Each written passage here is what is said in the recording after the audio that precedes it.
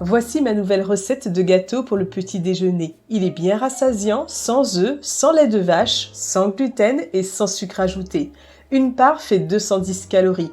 Au petit déjeuner, je prends une part accompagnée d'une salade de fruits et d'un café sans sucre. Tu vas voir, c'est très facile et rapide à faire. Je te montre tout de suite comment je fais. Pour commencer, dans un plat allant au four, je mets 50 g d'amandes et 50 g de noisettes. Je répartis bien et j'enfourne 10 minutes à 180 degrés. Cette étape va permettre d'intensifier les arômes et d'apporter du croquant.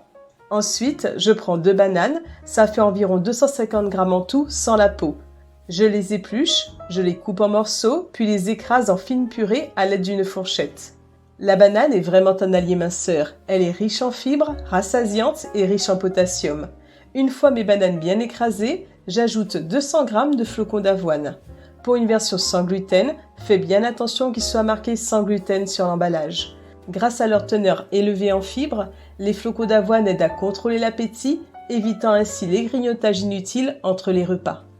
J'ajoute une cuillère à café de levure chimique. Ici aussi, fais bien attention qu'il soit marqué sans gluten sur l'emballage si tu es intolérant au gluten. Une cuillère à soupe d'arôme de vanille liquide. Tu peux également ajouter un peu de cannelle si tu le souhaites. 150 ml de lait végétal. Moi, j'ai opté pour du lait d'avoine sans sucre ajouté, il est faible en calories. Bien évidemment, tu peux en utiliser un autre, du lait de soja, du lait d'amande, c'est comme tu le souhaites. Je mélange bien le tout.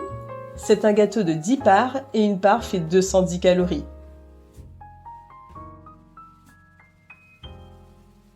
Maintenant, je prends 90 g de chocolat noir, idéalement à 70% de cacao minimum. Je le hache en grosses pépites, ça va apporter de la gourmandise au gâteau.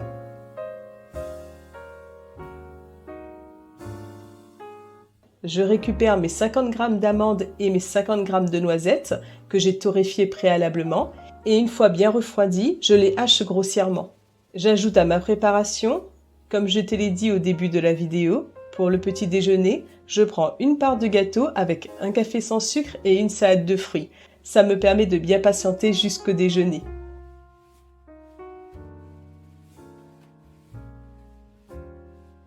Je mets ma pâte dans un moule à cake préalablement recouvert d'une feuille de papier cuisson. Puis, à l'aide du dos de ma cuillère, je lisse bien sur le dessus.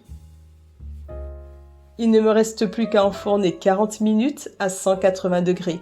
Et voilà, c'est déjà terminé. D'ailleurs, si tu fais attention à ton alimentation ou que tu cherches à perdre du poids, n'oublie pas de t'abonner pour recevoir toutes mes prochaines vidéos. Je te laisse te régaler et je te dis à très bientôt.